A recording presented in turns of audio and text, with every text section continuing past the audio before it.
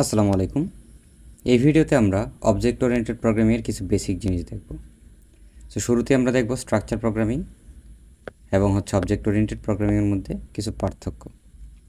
So structure programming কোনগুলো এগুলো আমরা জানি যে সি অলরেডি আমরা পড়ে আসছি। অবজেক্ট ওরিয়েন্টেড প্রোগ্রামিং এগুলোর আন্ডারে আছে Java, C plus plus, C sharp, Python.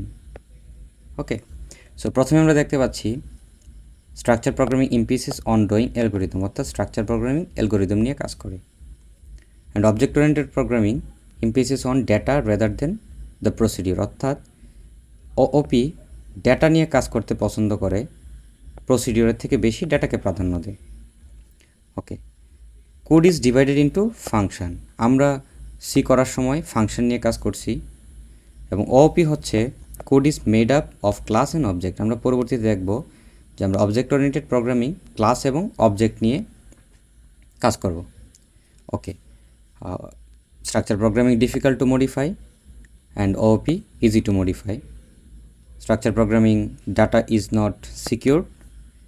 In object oriented programming data is secured. আমরা স্ট্রাকচার প্রোগ্রামিং ডাউন টাউন অ্যাপ্রোচে কাজ করি এবং ওওপি হচ্ছে বটম আপ অ্যাপ্রোচে কাজ করি। দেন আমরা দেখতে পাচ্ছি function transfers the data one from to another, অর্থাৎ আমরা স্ট্রাকচার প্রোগ্রামিংয়ে একটা ফাংশন থেকে অন্য একটা ফাংশনে ডেটা ট্রান্সফার করছি। আর ওওপিতে আমরা একটা অবজেক্ট থেকে অন্য একটা অবজেক্টে একটা মিডিয়াম বা একটা মেথড দিয়ে, মেথডের মাধ্যমে আমরা ডেটা ট্রান্সফার করব, কমিউনিকেট করব।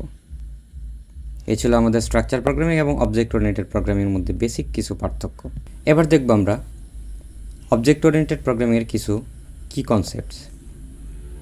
সো কি কনসেপ্টগুলো হচ্ছে class, object, abstraction, inheritance, polymorphism এবং ইনক্যাপসুলেশন।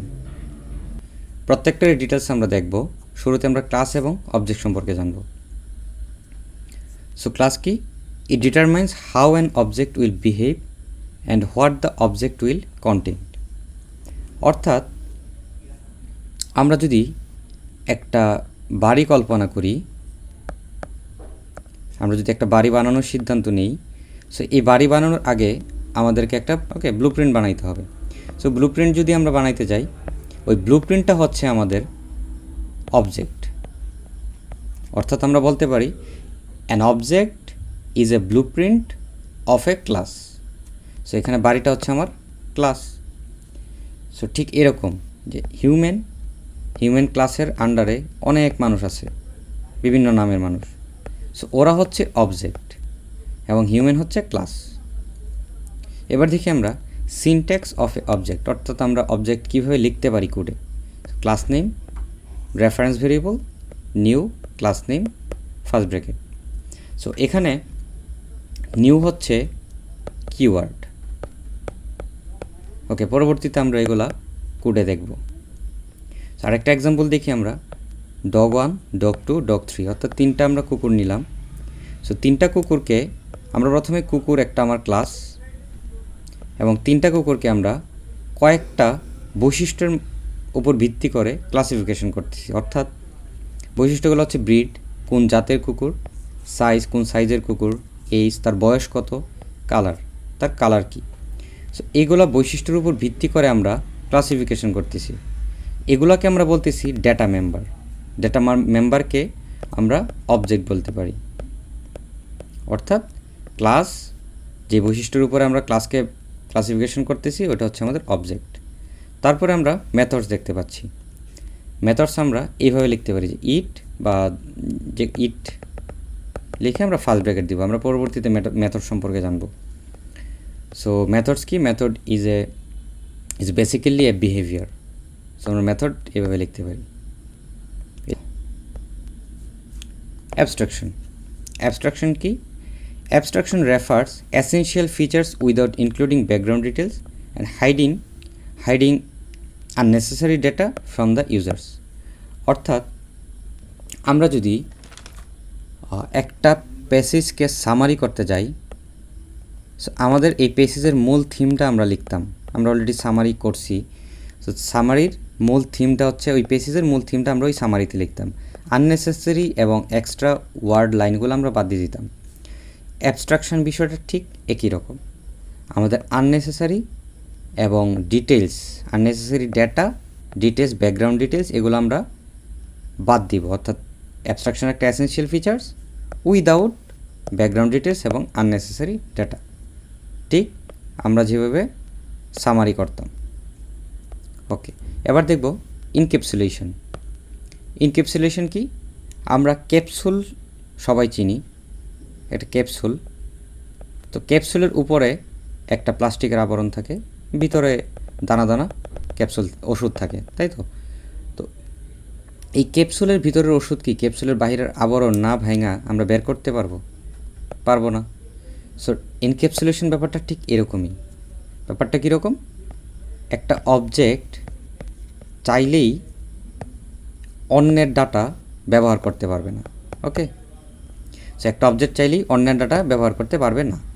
ঠিক যেরকম আমরা চাইলেই ক্যাপসুলের ভিতরের ওষুধ ক্যাপসুল না ভেঙে বের করতে পারবো না। আমরা পরবর্তীতে ডিটেলস দেখব। So polymorphism, what is polymorphism? Poly মানে হচ্ছে মেনি, আর মরফিজম মানে হচ্ছে ফর্ম, অর্থাৎ many form. A single object play different characteristics. আমি একটা সহজ উদাহরণ দিই। ধরি এক্স হচ্ছে দাদা, ওয়াই হচ্ছে বাবা, আর জেড হচ্ছে ছেলে।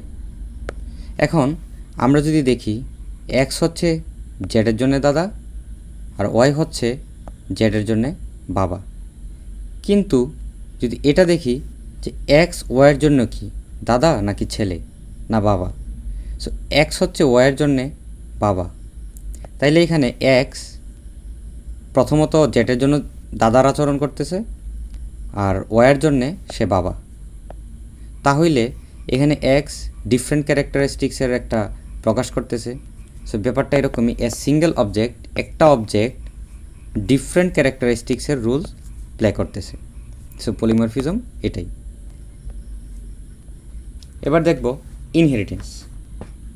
What is inheritance? ইনহেরিটেন্স মানে হচ্ছে উত্তরাধিকার সূত্রে পাওয়া।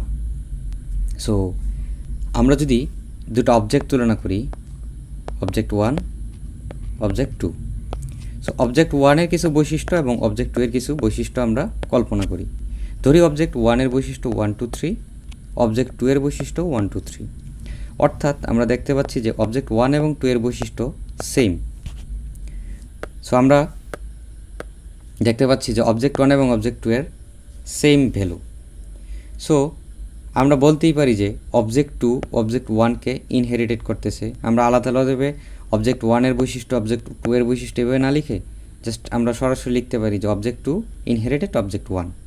ঠিক এখানে একটা উদাহরণ দেখতে পাচ্ছি যে ভেহিকেল, কার এবং ট্রাকের। ভেহিকেল হচ্ছে আমার প্যারেন্ট ক্লাস, কার এবং ট্রাক হচ্ছে আমার চাইল্ড ক্লাস।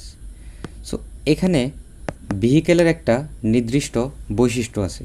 সে একটা গাড়ি হইতে হইলে বেসিক কিছু বৈশিষ্ট্য, একটা কাঠামো লাগবে, চাকা লাগবে, ইঞ্জিন লাগবে, নির্দিষ্ট সিট লাগবে, স্টিয়ারিং লাগবে, এগুলো লাগবে। সো কার এবং ট্রাকেরও ঠিক এরকমই বৈশিষ্ট্য আছে। সো এই বৈশিষ্ট্য মানলেই সে চাইল্ড ক্লাস হয়েছে। সো আমরা বলতেই পারি car and truck inherited vehicle.